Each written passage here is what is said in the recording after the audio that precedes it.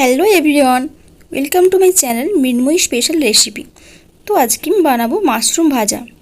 माशरूमेर पकोड़ा खेते दारुण लागे और चिली माशरूमও खूब भालो लागे, किन्तु आज के मैं बनाबो माशरूम भाजा। तो चलुन देखे नेওয়া যাক আমি কিভাবে বানাচ্ছি माशरूम भाजा, যেটা गरम गरम भातेर साथे दारुण लागবে খেতে। माशरूम भाजा করার জন্য প্রথমে মাশরুমগুলোকে খুব ভালো করে এইভাবে ছোট ছোট করে কেটে নিতে হবে। तो माशरूमগুলোকে ছোট ছোট করে কেটে নেওয়ার পর এরপর আমি জলে 3 থেকে 4 বার খুব ভালো করে জলে ধুয়ে নিতে হবে, নাহলে মাশরুমের মধ্যে অনেক নোংরা লেগে থাকে, যেটা দেখা যায় না কিন্তু অনেক নোংরা থাকে, যার জন্য পেট খারাপ হতে পারে।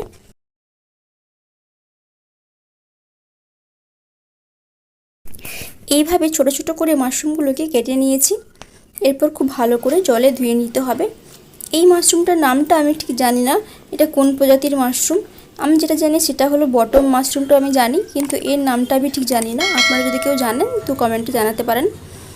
তো এইভাবে খুব ভালো করে জলে আমি ধুয়ে নিয়েছি 3 থেকে 4 বার। এরপর জলটা খুব ভালো করে চেপে চেপে বের করে দিয়ে আমি কড়াইতে তেল দিয়ে তার মধ্যে দিয়ে দেব। এইভাবে জলটা খুব ভালো করে বের করে দিতে হবে।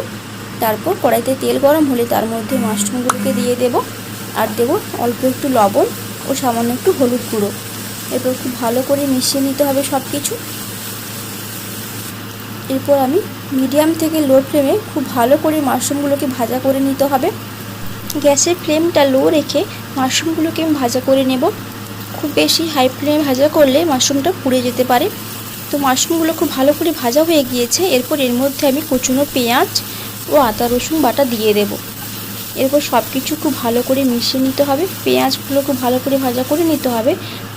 আদা ও রসুনের কাঁচা গন্ধটা যতক্ষণ না যায় ততক্ষণ পর্যন্ত এটাকে খুব ভালো করে এইভাবে নেড়েচেড়ে নিতে হবে তেলের উপর।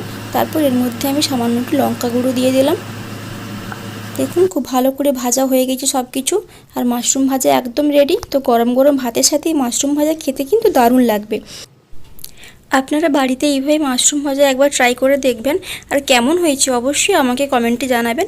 আর যদি ভালো লেগে থাকে তাহলে অবশ্যই ভিডিওতে লাইক করে দেবেন। যারা এখনও নতুন আছেন আমার চ্যানেলে তারা অবশ্যই আমার চ্যানেলটিকে সাবস্ক্রাইব করে দেবেন। তো আজকের মতো টাটা।